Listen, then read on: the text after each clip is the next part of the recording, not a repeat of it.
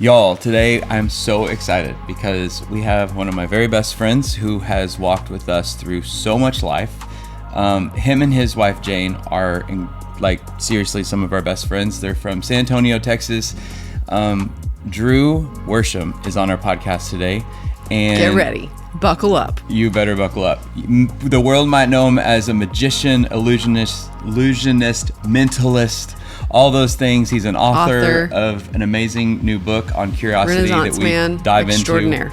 You guys will be blown away with how he talks about curiosity. Like, I'm just telling you. And in this episode, I caught myself crying as Drew pastored me in this episode. So hang tight, listen to every word. So grateful for his friendship. Y'all, welcome to the podcast, Drew Worsham. We just told everybody who you are in the intro, but I think people still need to understand our friendship. I think they need to understand how close we've been for 20 something years. 23 years? Yeah, 23 years. So I would say that Drew is the person who is like the closest to our story, who walked through it and is like still like, I mean, yeah, especially from that vantage point of knowing us both. We met at the same time. So I think that's important to note. We were leading worship, we were dating, and we were leading worship at an event, and you were at this event too as a magician. Yes. It was the beginning of our careers. It was the beginning of Drew was the illusionist at this youth weekend that we were doing in Texas. Frisco? Yep. Frisco, Texas. You were in college? I was still in college. I was 19. Yes. And I was still working my corporate job, I guess. Like in trying to lead transitioning. Yeah, leading worship. But it was one of the first events, like it was a Disciple Now youth weekend or leading worship at. You were the guy they brought in to do magic. And then we meet that night, and it was an instant connection. Yeah. It was like, oh, this guy is amazing, and we got to hang out with him. So that began our long journey. Yeah. Of friendship. Well, you and Jordan were some of the first people that I had met that on or off stage had the ability to just like want to dive in and want to go deep. So many relationships, they surface level, but it was like, I don't know, like both of your abilities to ask good questions and create space to like, hey, well, let's be friends. Like, let's do this. And when I think so many people step into any type of relationship so guarded and not asking questions and not wanting to know about other people. And so it was like, instantly I was like, I love these people. I love it. Then we continued to do events together. We didn't live in the same city, but with all the events that we were doing, we just kind of kept long distance friendship. It was we were in a long distance relationship, and we just kept doing events and doing things together. And over the years, well, then you got so how, like I can't remember, how did you like learn about when I told you, like, because you were in the breakups, you were in the whole ups and downs of the long tenure, and we have a funny joke that Drew was like Jordan and I's like kid, because he would we'll get there. There's more to that when in the breakups, how that went when you were both of our friends and our friend and you're trying to like be a friend to both of us. But it was like, I think there was a connection with both of you, so it wasn't just friendship with Jeff. There was this like deep friendship with Jordan. You were more close to me. It was all mutual everywhere. Yes. Oh my gosh! I think just so the listener knows, Drew's closer to me. Wait, it's not a competition. But there was that, and so I remember it was probably in the first breakup. There was that. It was that point of going like who gets Drew? Yes. Oh my gosh. Who gets Drew in the breakup? Like I'd be in Dallas for an event and would stay at Jeff's apartment or at house, and then Jordan would swing by the house and honk, and I'd run and go get in the car and I would go get dinner, and then she'd drop me back off at the house. Yes. But I think that was probably the first. It wasn't scandalous, guys. Like maybe question marks on my end of going like, I don't understand. What's wrong with mom and dad? Why are y'all breaking up? You're both perfect. This makes so much sense. The world can see it. And that was like, I think what kind of probably started opening up the door of you going, hey, maybe should share with Drew. So take us to that place where you found out and you had a conversation with Jeff, and what that was like for you to kind of begin to put the pieces together. Just, whatever you remember about that moment. So y'all were broken up, I think at the time, and Jeff and I were doing an event together. And we're staying at the same hotel room, separate beds, not weird at all. Like, and so we're just like, kind of like that late night talking, sharing, catching up. Like, I think anytime, because I think I was maybe living in Washington at the time, anytime we were doing an event together, we were like, you want to get as much time to catch up. And I remember you just kind of going, hey, I want to share something with you.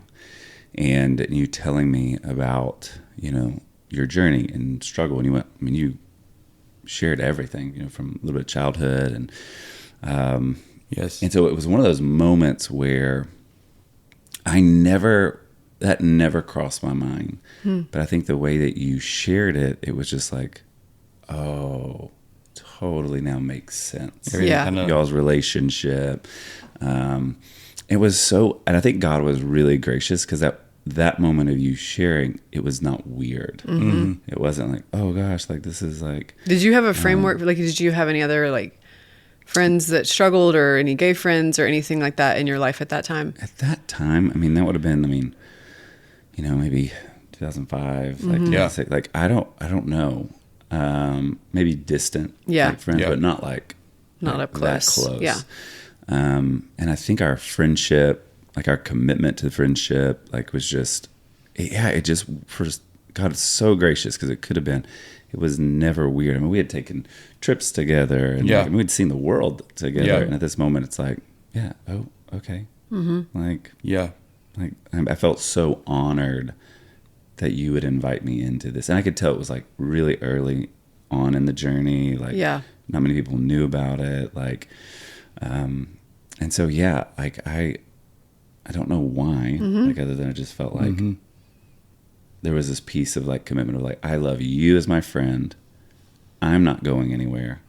And I will walk, and, cheer you on and help you figure this out. And so, it was interesting. I think people have had the question of, you and I, you say we traveled the world, and we had gone to Europe and stuff together. And I think it's important for people to understand, you obviously do not struggle with this. This is not, same-sex attraction is not your struggle.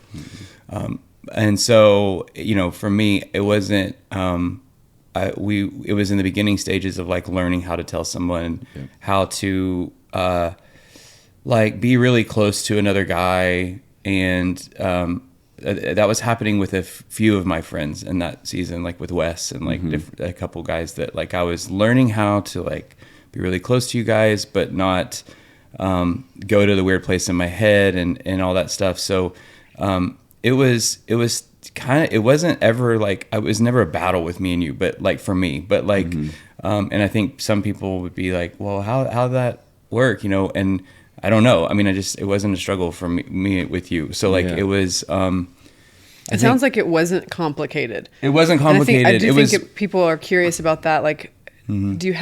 Were you having to talk yourself out of certain mental patterns, but it seemed like it was just a very. I do think in those early days, there was a lot of that, trying to talk myself out of I can be really close to Drew without being physical. And that wasn't my past, so it was learning how to actually, I think the reason that I was being so open and honest with you, and the reason that we went deep, and the reason I talked so much, was because I was learning that was my new way to connect versus being physical. And so you were one of those first friendships for me that I actually got to do that, which is why we're sitting here 23 years later with longevity, because of the depth of our friendship. That it was well, I'm just gonna use questions and that kind of stuff to be really close. And if I'm being honest, maybe there was stuff in my head, and that's because I don't want to negate the guy who's starting this journey of how do I be close with other men and share life, but not where the enemy wants to thwart all that. How can I do that? And so give yourself grace in that. Maybe it is a little bit of a battle for you, but I think if you can dive in the ways of like, hey, we can be really close without being physical.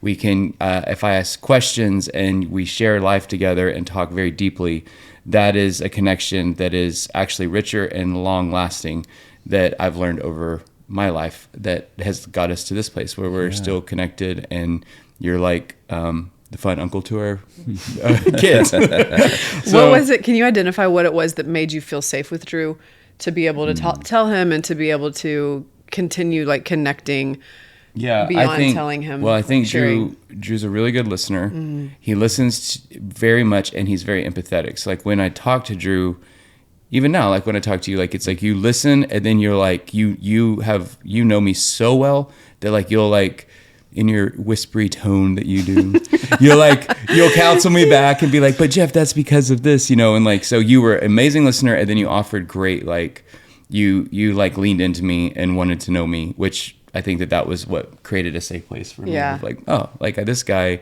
I'm sharing. I'm going deeper. He's not making fun of me for that. Like we're in this together. He's actually sharing stuff back because you shared your stuff back too, and so that's always like the benefit of like going deep and sharing with somebody, because then they shared that whatever their thing is. But I don't know. I felt safe. Mm-hmm. It always felt just natural of like this is a healthy relationship. Yeah, and over the years that always was the case. Totally. So I share with you, then we go through all this, like, now you're in the loop, Jordan's in the loop, and as we're walking through it, I think there were so many times where you were a really great help to us. Knowing Jordan, knowing me, we'd get back together, we'd break up, but you were really compassionate and gracious to both of us, and like the heartache of all that. Yeah. And knowing us so well, I think it was just that was the gift of your friendship for those years of back and forth, and it was huge. It was huge for us. And then you were in our wedding. Like we didn't have a formal wedding party, but we had all of our like my 5 or 6 guys that were like essentially my wedding party. So like that was you were in our wedding. You've now as you continue to do ministry. And travel and are a father and a husband, like I think I just respect you so much, and like because of the life that you have lived and the way that you have loved us, like it's a forever friendship, and it's just like your wife Jane, who's amazing. Yes. Y'all are like family to us, and you Absolutely. always will be. But it's a gift of God that like He preserved our friendship in those days of like me telling you my stuff, and then you being willing to like walk with us through it. I think something that's worth noting and thinking, especially in those kind of early years of our friendship, is that it was because I want to be helpful to people that are walking alongside somebody maybe with a similar story or some other struggle that maybe you don't relate to. But it wasn't just like it was because it was a normal but like really deep friendship. So it was very mutual. Yeah. So it was like, you're walking alongside of us in our, particular struggle, but you're also letting us into your life and talking about what's going on with you. And so it wasn't just like, it was never this kind of, let me fix the situation kind of deal. It was just like a very deep, meaningful, like mutual friendship. And I think that was for all of us, like what kept us feeling safe with each other and just continuing to pursue depth of friendship with each other. So that was something that has been and continues to be so significant. It's just like, what's going on, like, and here's everything.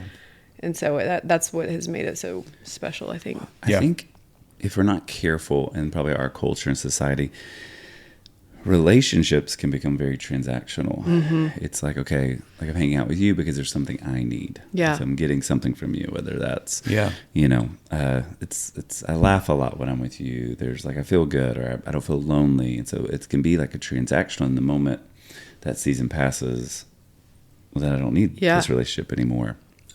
And so I think our relationship, it really was, it was mutual. There was depth. And so I think, if this was a transactional relationship and then all of a sudden you share something with me and then I feel uncomfortable, well, then I'm just like, well, don't know what I need from this relationship anymore, and it would just become transactional. But when you're so invested, and then someone goes, okay, hey, here's what I'm walking through, here's what I'm carrying, you're like, okay, like it changes nothing. Totally. I think that's by God's grace. Once again, it wasn't like, oh, we were so brilliant and carved out. It was just like, that was the place we were at. And so when this thing that you've been carrying in secret was shared, it was like, okay, changes nothing. Right. Yeah. So we're in it together. So how can I help? And I think that's what... But you defeated the lie of the enemy, that if I told you that it would be like, oh, this would be different, you would view me differently, things could change, but you didn't change. And you continued to just walk with me. Well, I think, and we've talked offline a little bit about this, or started to, like, I think it's your struggle. I think sometimes when people share things with us, we take it so personal. And then there's assumptions. Like, we fill in the gaps. And we're like, oh, I've heard something about this, so now I know everything about you and your story. And then now I'm assuming that you're attracted to me and that you want to be physical with me. And now I feel awkward. And we kind of make it about ourselves and how we feel, versus going, okay, this has nothing to do with me. It's really great. Other than the fact that I get to walk with you. Yeah. And you're sharing this with me, and that's an honor, and I get to help carry it with you. And so I think that was like, it's like, oh, this has nothing to do with me. But then I think that also opened doors for us to have like healthy boundaries. Like I remember having those conversations where we were like, well, hey, like, if we're in the same space, like, don't walk around with a shirt off, or like, I mean, just little, the things practical. that They don't practical stuff. not teasing, or like, and not that you would, but it was like, that was so open, and if there was like, hey, not that there was, but if there would have been like any type of like, oh, I'm confused by that. Yes. It was quickly, we talk about that. I go, I am so sorry. Yeah. Like, I think we both, I don't know, viewed that space as very sacred. And we're like, I'm not going to make fun of this, or, yes, that it changes nothing. So, I think that was, to wrap that up, it's just like going, hey, had nothing to do with me. This was you allowing me into a very tender space. Yeah. And so, kind of a term, but kind of not in the space we're in. We have a lot of parents who are listening, and they are struggling with that their son or daughter has told them that they're gay, or that they're struggling with it. And obviously, Jourdan and I have a lot of history with walking in this, but we haven't been a parent to someone who says this is my struggle. So we're learning and wanting to help those people, those parents. But I'm just curious if you have any. What would you say to a parent that says, "Hey, my kid is struggling. I am really torn up over it, and what should I do?" What would you say to that parent? You've been a pastor. You've walked with people through really hard things, and you are a pastor, and you walked up close to people. And I know that you don't have to have the right answer, but like, if you were sitting with somebody and pastoring them, a mom and dad who are like, what do we do? We're desperate for an answer. Like, what would you say to them? Man, our kids are young, and walking with your child through this it's in a totally different experience. I mean, as much as our friendship is deep and rich, a child it feels different. It's close. I mean, it's closer to home. Yes. And so, I think my encouragement, and maybe different in 10 years, would be, as much as possible, to not take it personal. Like, this is not, you get to step into this relationship and care, much like we did. Like, I get to care. This is a sacred space. And celebrate the fact that you were safe enough, that your child has shared this with you, and that you know this. And I would say, be curious, like, about that. Like, I mean, I remember at that night, and but yesterday, having, hey, tell me about that. What is that like for you? Yes. How do you experience that? Yes. And because I really want to know, because knowing that opens up the door for me to see you and to love you. And so to be curious, and I think for you to be affirmed as a parent, my curiosity in Jeff, or your curiosity in your kid, is not a shifting of your belief or conviction. That's right. It's not That's affirming, yeah. That action. It wasn't me going, okay, tell me about that. It's not me going, hey, okay, I changed my mind. Right. My biblical convictions about this have changed. Right.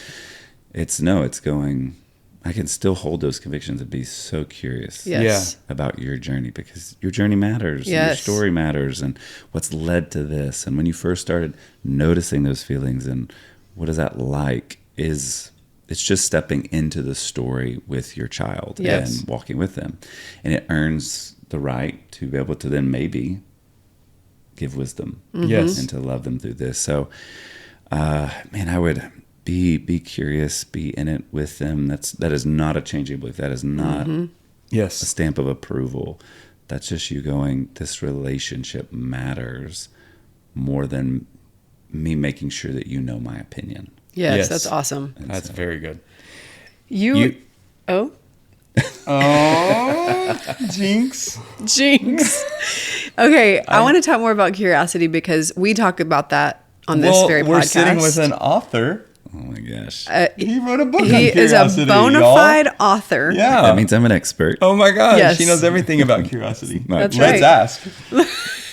The Magic of Curiosity is your book. It is. But I want you to take us on your curiosity journey. And in that, I want you to explain to people that don't understand the context you're coming from. So take us also through, like, from being an illusionist at, student events to, more of the mentalist stuff, and then into kind of what you're doing now. So take us through that, and then explain, like, why curiosity is important to you. Yeah. Oh, great question.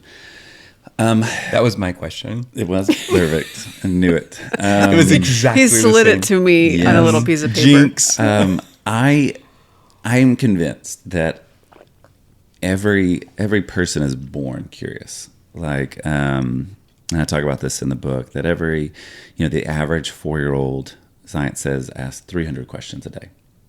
That feels accurate. Yes, totally. Oh my gosh, that's why we're so tired. Exactly. I just want to go to bed. And we both live with little kids that there's the curiosity about everything. Is huge. These little detectives, scientists, explorers.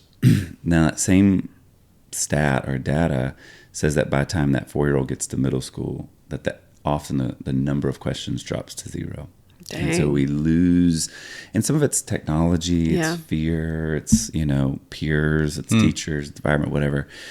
But our kind of curiosity kind of dwindles. And with that, like, our sense of wonder, our ability to just be bored and sit in awe of something. And it's just in our fast-paced lifestyle. So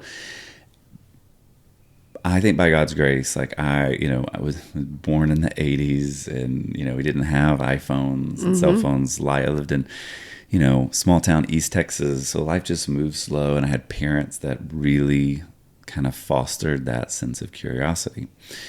And so when I went off to college, my curiosity drove me into the world of psychology. That was what I majored in, because I wanted to know how people think and tick and move through life. And my curiosity, I would spend a summer in Las Vegas playing basketball, and it's the, like, home of the magic industry. And so curiosity led me to a magic shop, and I learned a card trick, and I wanted other people to experience that feeling, that sense of awe and wonder. So so I started doing a few card tricks for friends, and then the door opened to start to get to perform and get to travel a little bit. And that's where I get to meet you guys. And those doors just kept opening up. And I think I've been lucky enough that the embers or the fire of that curiosity has just kept going. So it's like, and I think curiosity, the more curious I get, the more curious I get. Yeah. And to the point, last night, we're having dinner, Jeff, and, like, I can't stop. Like, the owner of the restaurant comes by and says hi, and I'm like, I want to know what his favorite pizza is. Always. That is you. what is he the most proud of that's on the menu? What made him start Questions, the thing? lots I'm of like, questions. what's that thing? And he's like, this. That's my baby. And I go, well, that's what I want. Yeah. And I'm very grateful that I'm like there's nothing I don't like. Like there's not a picky eater. Same. So I think that curiosity. Oh my gosh, the most opinionated person on earth. I only like 4 things and everything needs to look perfect. Okay, sorry. So anyway, that curiosity is, I think I'm just always like sparking, and it's the curiosity about people and what makes them tick, and so I'm grateful that has just kind of been a compass. For me. And I think I look back, post-COVID is probably a season of my life that I became the least curious. Least curious about my kids, my wife, Why do you think that was? Did you have COVID for a few years? COVID. You had long COVID. I stayed in my room when I got curious. No, I think it's because... I know this sounds weird, is because I became an expert.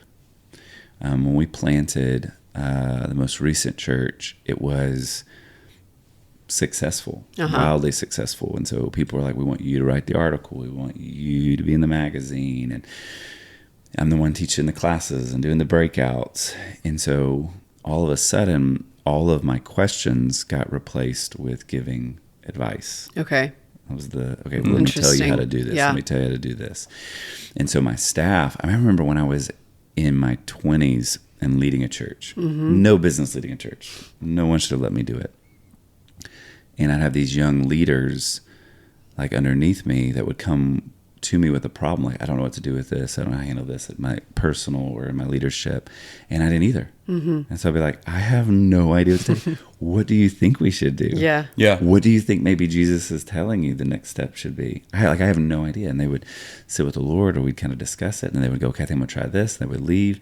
And they would come back and they're like, Drew, you're brilliant. I remember you told me. I was like, I definitely didn't tell you that. But that's awesome leadership, though. We should pause for that just to let's ask the Lord, and see what he says. But it was like, I didn't know any better. But sometimes like faking it and acting like and just saying things is good. I think that's advised in ministry. Yes. I think that's fake it till you make it. Fake it till you make it, everybody. Oh, yeah. But how many people do it? Well, so I think because you want to you do not want to not be the one who doesn't know. Oh my gosh. So now I think that's that same season, not knowing what I'm doing. Jeff, you share with me, the biggest thing in the world that you're carrying, and I have no idea how to walk through this. And so my curiosity is Jeff, you tell me, what was that like? Now, in that fast forward, I'm in my late 30s, I'm winning on, in all areas from the outside looking in. And if I would have met you and you would have shared, being the expert about life and parenting and stuff, I probably would have been like, oh, it definitely would. Let me tell you what you should probably do about this. It definitely would have felt different if I would have told you and you would have been like, well, here's exactly what I think, how you should walk and have do. You thought about not feeling those things? Yeah. Have you considered just not feeling those? Yeah, just don't do it. Totally. If you read this book, yes. Or if you it would have been, I would have missed you. Yes. So, how do you wrap it all up with curiosity and ministry and just not even ministry, life with people? Life, yeah, totally. Yeah. What are you? How'd you get it back? Well. Do you have it back? Oh my God! I hope so. I really hope think so. You do. My wife was a major piece, and her bravery and her ability to just kind of I think to kind of throw the flag and be like, hey, we're off track here. Yeah. And once again, everything looks great, right?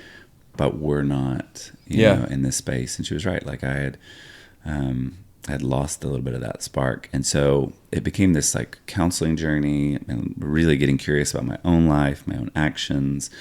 Am I loving people, my motivations? Yeah. Why am I posting what I'm posting? Why am I doing what I'm I just got this deep dive of curiosity that really started to kind of spark it back. And it's the reason, the book became essentially my journal entry of my own growth and things that I'd learned in the past and forgotten, almost kind of like a letter to my kids. So like, don't lose this.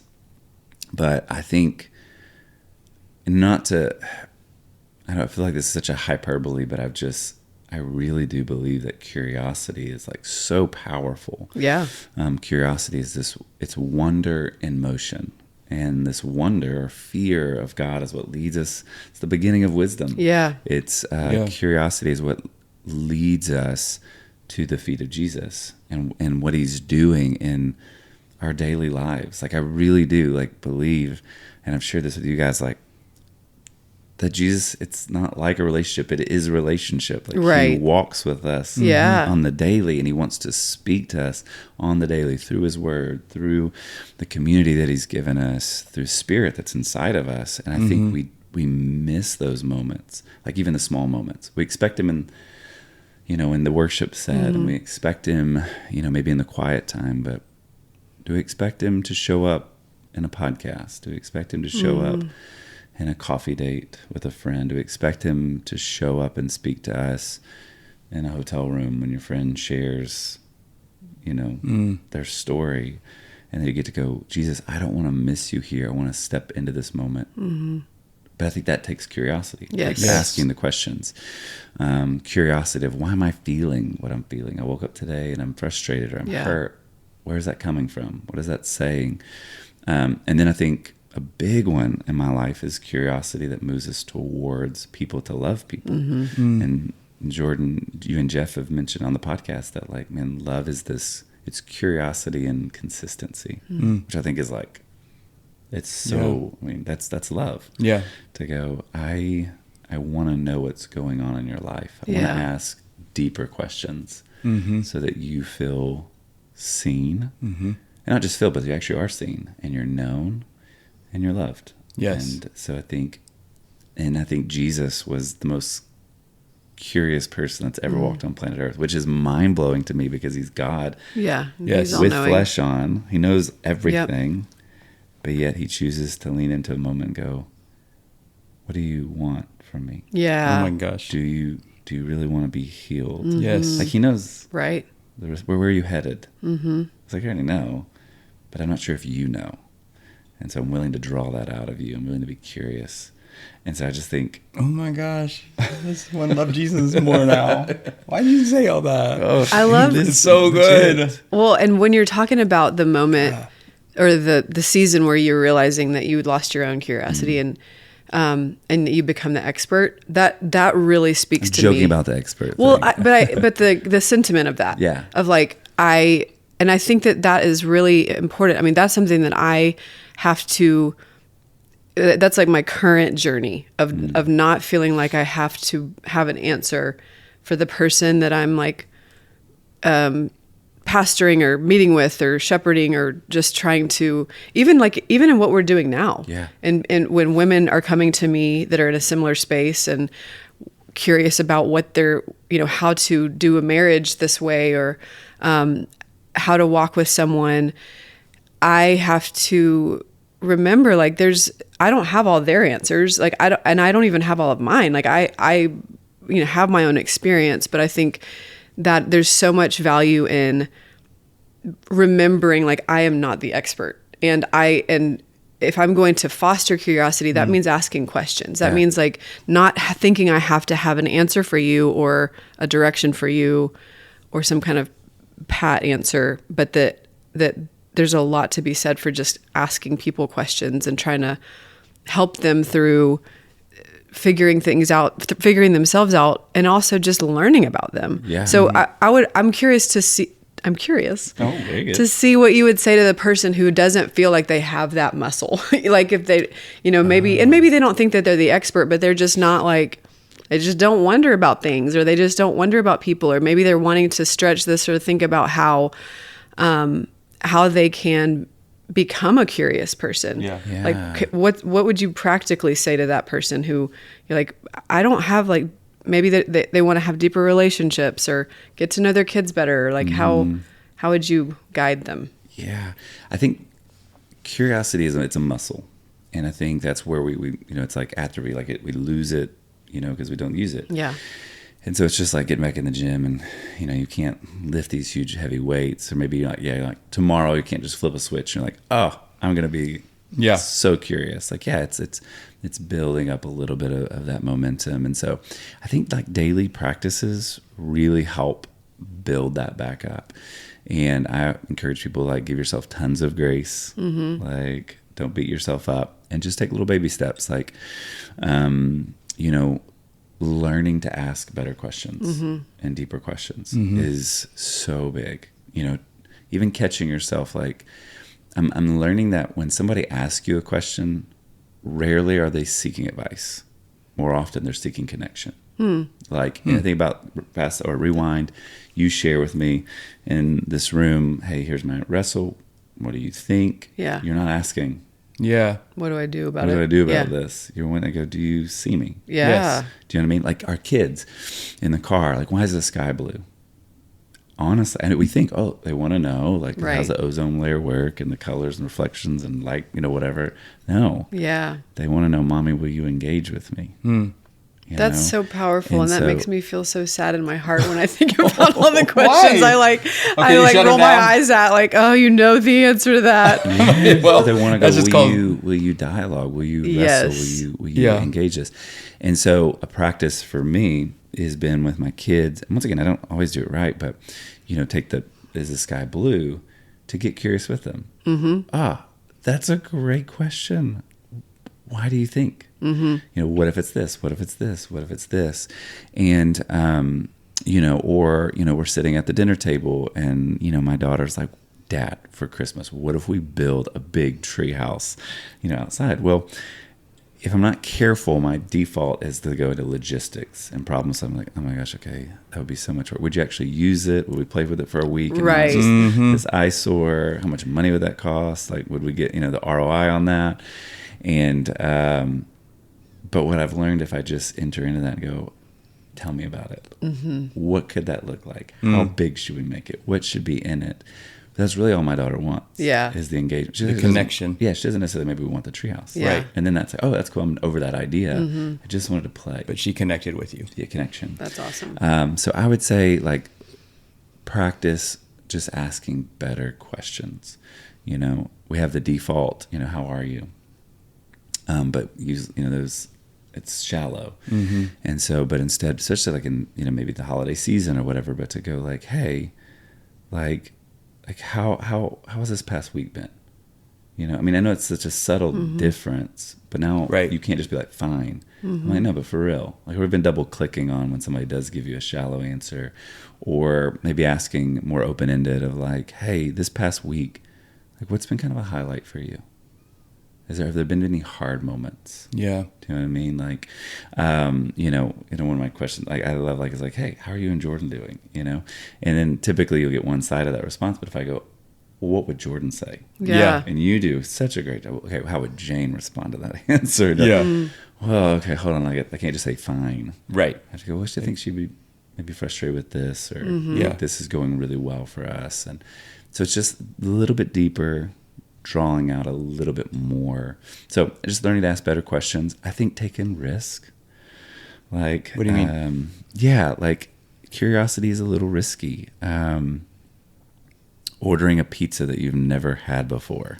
Like last night. Totally. That's a little risk. So I joke, go order something different off the menu instead of the same thing you've had every time. Ask a waiter. Try the seasonal coffee drink. It might not be your new favorite, but it's helping you stretch that muscle. Yeah. Yes. You get curious. That's good. And, and it's so silly, but even trying the coffee, like, I don't like this. And then asking yourself, like, why? Is it something in it? Is it like the like whatever it is? It's just that curiosity. Yes. I think I don't like cardamom or whatever it is. Like you learn something. You get curious. I mean, taking risk about reading a book. Yep. It's it takes time, and it may not pay off. Right. So I think just taking a little risk, reading something. If you don't read fiction, grab a fictional book. Yeah. If you don't read memoirs, grab a memoir. Like, it's getting curious about something that's a little outside of. Gosh, that's so good. So yeah. Now we see why you're the author of Curiosity. Like you You're wrote the author of Curiosity. You wrote Curiosity. It was my idea. We really lucked out with our guest today. You know He's the author of of Curiosity. Okay. I'm going to turn the page a little bit. I want to ask you some hard questions. Oh, gosh. Okay. Yeah. Well, because you're so close. If you don't know him, that's okay. We can edit it. What would you, if it pertains to curiosity, fine. But you have been in the church for a long time. Mm-hmm. You, like all of us, we've all had great moments and hard moments in church and ministry. But specifically with this topic that we deal with same-sex attraction in the church, the global church, like how it's being handled within the church. What is, you don't have to know everything. Let's be curious together. But like, what is one or two things that you think that we could get better about as this conversation is often either like, we're an affirming church and we're like, here we are on our side, or we don't it's not discussed in the church. Leaving people more silence, leaving people like myself, if I were to come, to wonder, where's my place here? But I feel like you are one of the best pastors I know with people. So how would you, what is something as the church that the global church could do a little bit better that would help with this topic? Ooh, big question. I know. I love it though. Off the top of my head, and once again, may be different in a couple years. Yes. I think we need to step into the conversation. One. Now, I'll be really careful with what I mean by that. Okay. I think when we hear step into the conversation, we're like, oh, preach from the stage. That's not what I said. Mm-hmm. I think we have this tendency to like step on stage and we're just like, yeah, oh my gosh, we're affirming, like, everybody's welcome, and it's just a big blanket statement, and that's what love means. And it's really not. It's like, it's still distant. Mm-hmm. It's not entering into the conversation. It's making a statement. Big, broad. Yeah. Yep.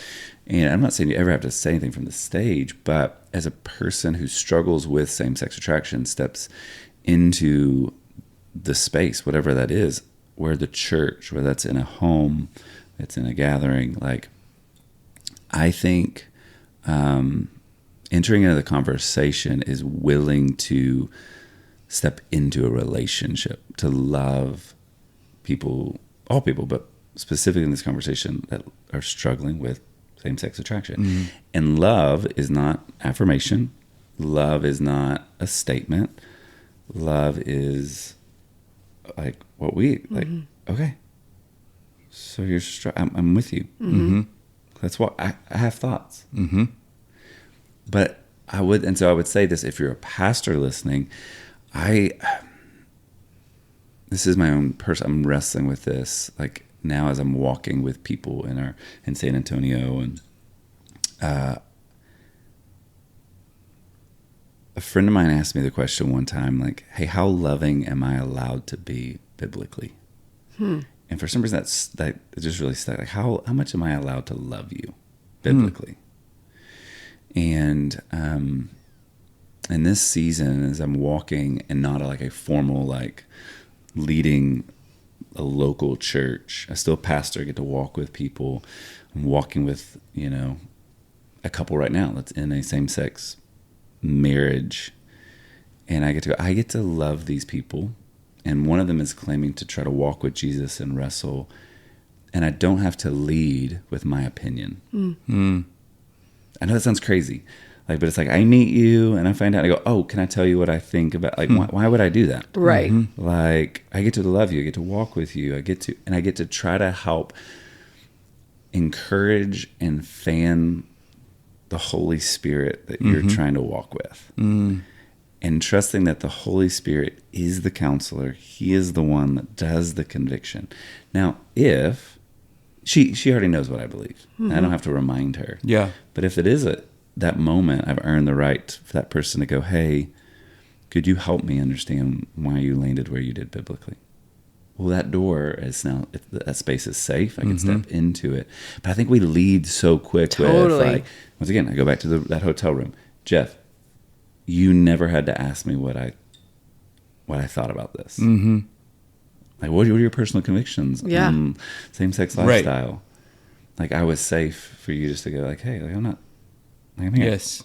Do you know what I mean? Yes. And I'm walking with you, and I'm going to fan that flame of the Holy Spirit moving in you so that you trusting that He will do the work and He will do the convicting. I'm and He the will. Holy Spirit. Right. It's not on me. Mm-hmm. Right. It doesn't have to be me. Going back even what you said at the beginning, it's like it's not personalized. Like you don't have it's loving people in the way that it's like this doesn't have anything to do with me, but I'm going to love you through this in the way that will lead you to Jesus in the best way possible. And That's awesome.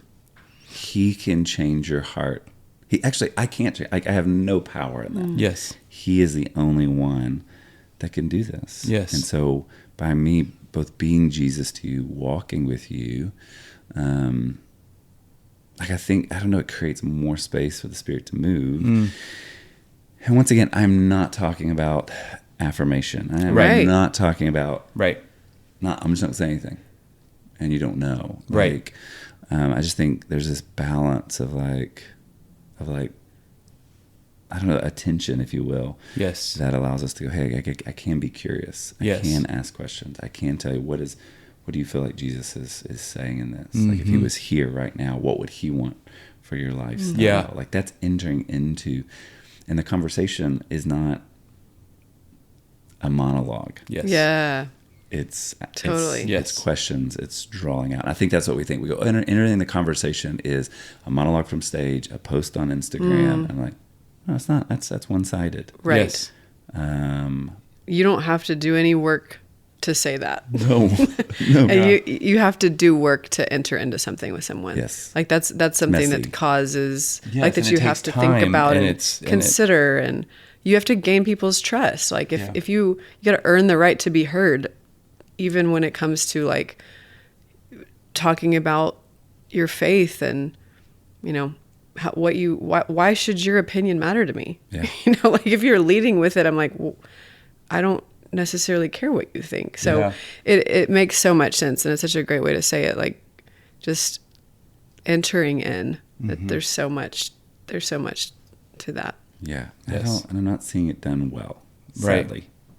I think people think, well, for me, this has been my journey is coming out of the mindset that like, in order to be true to my faith, which is very important to me. Yes. This is high value.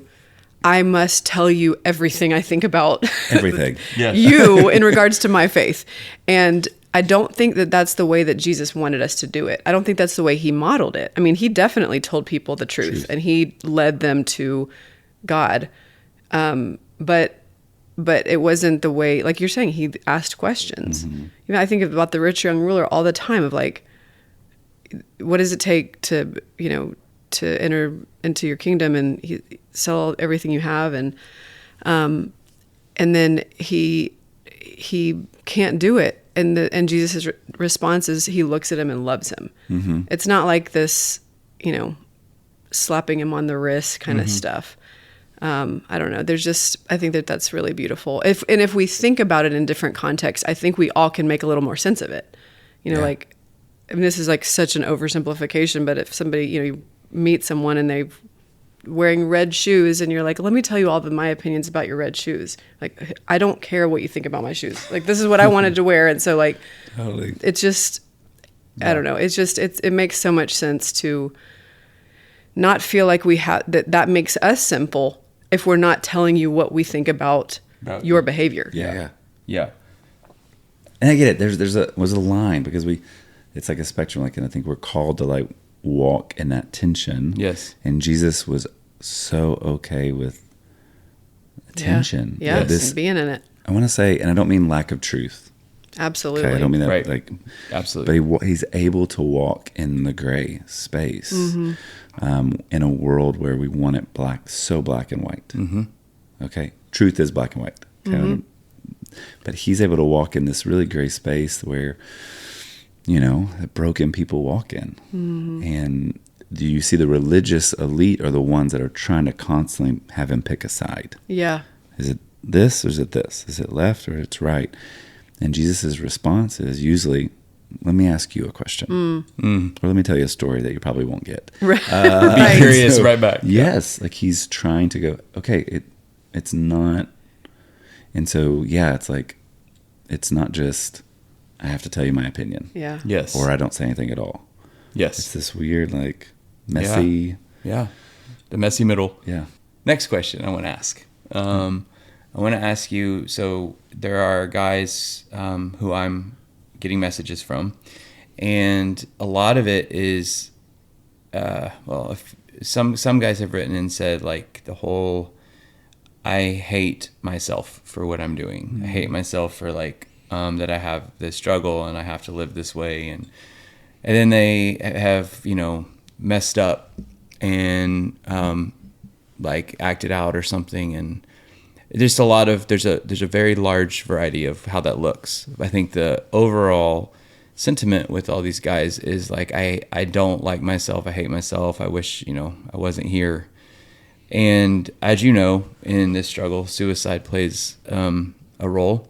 The enemy loves to take guys out with this, and be like, you can't see, you can't dream for yourself anything else outside of this because you're so laser focused. And so even the other day, I was just reading a guy's message and thinking about, like, 1 Corinthians, where it's like, all of us, you're tempted, but there's always a way out. So, like, God always is going to give you the way out. He always does. Like, you have that option.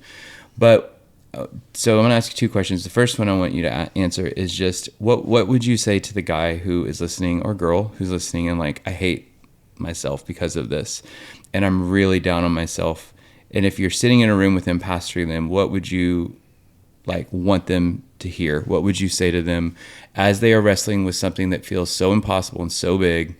And, for them, it's same-sex attraction, but there's other listeners who are like, it's this other thing. It's alcohol, my marriage, a divorce, like all the things. Like, it feels too big and overwhelming. What would you say to that person? What would you want them to hear? Gosh. It's a big question, I know. Yeah, so many things. I would want them to know that they make sense. That every action, every response, like it makes sense. Like, from the childhood wound or the lack of, masculine affection or whatever's left, like it makes sense. And I think Jesus would remind them, you make sense. Like, your brokenness makes sense. Your response to the brokenness makes sense, rather.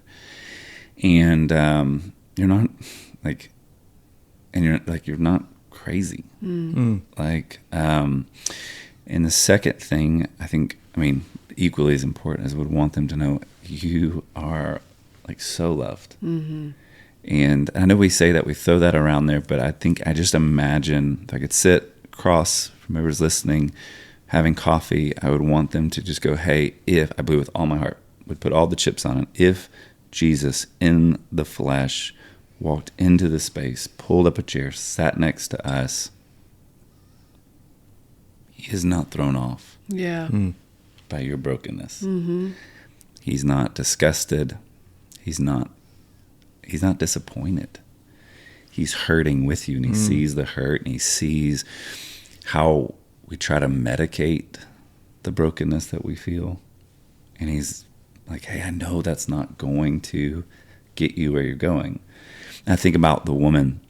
This is why I can just, with such confidence, the woman caught in the act of adultery, thrown at the feet of Jesus, guilty. Like, unclothed in the public square, the shame she's feeling, probably welcoming the stones to be thrown. Like, I just want this thing to end. Like, and, Jesus, had the moment where he's like, hey, he who has no sin, you get to throw the first stone. And one by one they walk away, and it's just Jesus and this woman, and he picks her face up. I imagine, like, gets down in the dirt, picks her face up, and asks, he's like, does anyone condemn you? And she's like, they left. And Jesus' response to a woman 30 minutes before, who was in a sexual act of brokenness, sleeping with someone not her husband, his response is, neither do I. Like, I don't condemn you. I'm not bringing shame. I'm not adding to that story you're already carrying. But I am going to tell you to leave this moment and don't go back to that life. Mm-hmm. Like, I'm the only man who can satisfy what you're longing for. And so let's walk together. Let's do this. Don't go back. Don't go back to him. It's just going to repeat the cycle. And so I think I would want whoever's listening to know you are deeply loved by God, and he's not thrown off. He's not disappointed. He sees you. He understands you. And he's going like, hey, that's not going to fix. So let's do this together. Let's walk together. And so it's his kindness that draws us home and draws us into a new story. And so and I think there's like so much hope. Like I want to validate the feeling of hopelessness. I want to validate the feeling of this huge mountain. And I think Jesus validates that, but it's like, this is not new to him. Mm-hmm. He's not like, woof, I don't know how we're going to do this. He's like, right, I got you. Just let's take this one day at a time. Yeah. I'll give you the metaphorical manna that you need for tomorrow. Not next week, just tomorrow. I'll give it to you in the morning. And just walk with me and trust me tomorrow. And, or today, rather. And so, wow, my first thought. That got me. I think that makes sense. It makes sense. Like, it really changes everything. Absolutely. Like, I don't feel like I'm so different than everybody else. Or like the neither do I condemn you. I mean, that's just so powerful. Yeah. Mm-hmm. And I think that's like that. Even it's the perfect thing to say to your question of the person who's literally like just in so much self-hatred and just doesn't even understand why they should live another day. And it also speaks to what we were just talking about in how the church can respond. And I think that particular example of Jesus is another reason why, just the blanket statements and the sound bites and those kinds of things don't work in meeting people that are struggling and actually helping them to see Jesus. It's we want to feel better about ourselves and what we're saying because we want to feel like we we want to feel like we have done the thing right and done the faith thing right and obeyed the Bible correctly and as best we could. And there's a lot to be said for that because obviously we do want to obey what has been said and what Jesus has said and what scriptures say. But that is how Jesus literally approached someone who was in sin. And so I think that when people want more of a clear statement, or they want that when they want something that's that is more black and white, like that's why that's not a priority to me anymore because it's like, this is when you really investigate Jesus, that's how he acts. Like, that's how he loves people. That's how he enters in with them. And so that's what I want to be.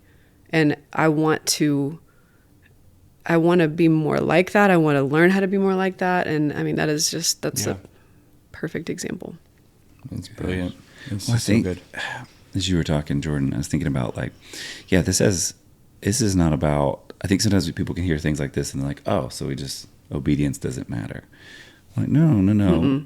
But I think the problem is, in so much of American Christianity, we've got the order mixed. Yes. And we think obedience will lead to love. So if I'm obedient to God, if I follow, the rules, if I perform, then I'm his son. Like, I'm a child of God and it's the opposite. It's when we experience his love, when we realize, oh my gosh, he views me as his son, I get to walk in obedience. Yes. And it's the byproduct, because I love you, I want to be obedient to you. Yes. And if I'm not being obedient, then what's going on in my heart? Being curious about that. Yes. You know what I mean? That's been my whole life. It's like trying to flip that. Yes. The fruit of the Spirit is another great example. The goal is not to try to be more patient, to be more loving, to be more kind, to be more gentle. No, the goal is to be in step with the Spirit. Yes. Yeah. And when you love the Spirit, love Jesus, like love the Father, you're walking with them, the fruit, the byproduct of that automatically is love and joy and peace and patience. And I think we just go like, well, no, you got to be obedient to get patience. Yeah, that's not how it works. Sometimes really confusing about Christianity, walking with the Lord. Because I often think like when people are asking like how to fight their sin or struggles, like I always go back to this moment that I had with the Lord where I was like, we were at 121, I was on this men's retreat. Men's retreats are a little weird for me. I get insecure. Everyone's throwing a football. I'm like, me okay. too. It's not just you. Why you're my BFF? But I remember like just during worship, like going to the back of the room and being like on my face and like weeping at the holiness of God that I felt and the like Him meeting me in that place, and because I had that, it made me want to be obedient to Him in all the areas of my life. So like, you know, and it's all these years later, that was 25 years ago, but I still go back to that moment in my mind. I can go back to that moment so quickly of like, the Lord met me in like this really incredible encounter that I saw who He was, high and exalted. And because I saw who He was, it made me want to change. That was the catalyst for me. Like, I'm going to die to my flesh and like do that thing, the other thing that's a byproduct of the love that I have received and who He is, who I've seen Him to be. And so it's so messed up when you're talking to someone and they're just trying to like pound like a scripture over somebody, and you're like, well, has that person truly met with the Lord? Have they encountered God? It's the only thing that will change them. There's nothing else that's going to change that person. Yeah. If you really want the lifelong, you know, that's not going to last a week, they have to encounter Him. And that's why I love worship so much, because I feel like so often that's where you encounter Him. And you can encounter Him like that in a car, sitting by yourself, wherever. But like, that's the starting place. And so that's where you pray for the person who is really like struggling, or like, how do I walk in this? Start there with like, have you encountered God's love? Like, what does He say about you? Have you just read about His love for you? And then from there, let's talk about, don't even get to the practical things. It's like, you have to have the starting place of like the stamp of approval, loved, accepted, and forgiven. And then you can move through, but we get it so backwards.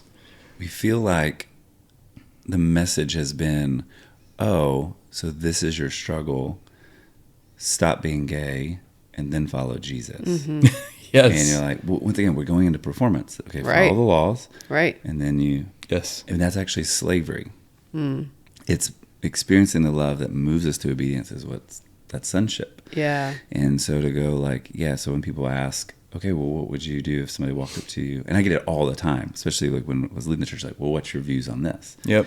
And I go, it's not primary. Right. Like, my question for you is more, it's so good. Where is Jesus working in your life? Do you know, like, are you walking with Him? Do you know Him? Have you experienced His love? Like, because if you do that, He's got lots of stuff. Like at some point in the journey, He's going to ask you to die to everything. Right. That's coming. Everything's on the table. So it's usually not day one. Right. Right. But this might be what's coming. Yes. Yeah. And that doesn't matter whether it's same sex. Absolutely. Or opposite sex. Like, all of us in the journey, like the symbol of our faith is a cross. Like, Jesus is inviting all. I love the line. Like, I think it's one of the songs. Like, that Jesus is inviting for all of us to die, so that we truly get to live. Yeah. Yes. Like, because it's like the upside down kingdom. That we feel like, no, it's about me satisfying my flesh. It's about me seizing the day and getting all of life. And Jesus is like, That's actually not how it works. That's right. It's crazy. Upside down when kingdom. you die to yourself and choose to love another person sacrificially, or love your kids sacrificially, or love somebody who doesn't look like you, vote like you sacrificially, that's actually what the kingdom of God looks, feels, and smells like. Yes. And so oh my gosh, it's so good. So different. You've walked with me so closely for so many years. And guys that are listening and struggling with this, what is the thing that you have learned?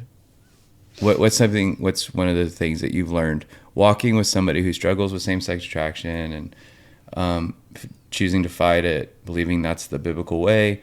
But what would you, all these years later, from where you started day one to where you are now with me and our friendship and just in life, you got a lot of wisdom behind you now, but like, what is something that you have learned through it?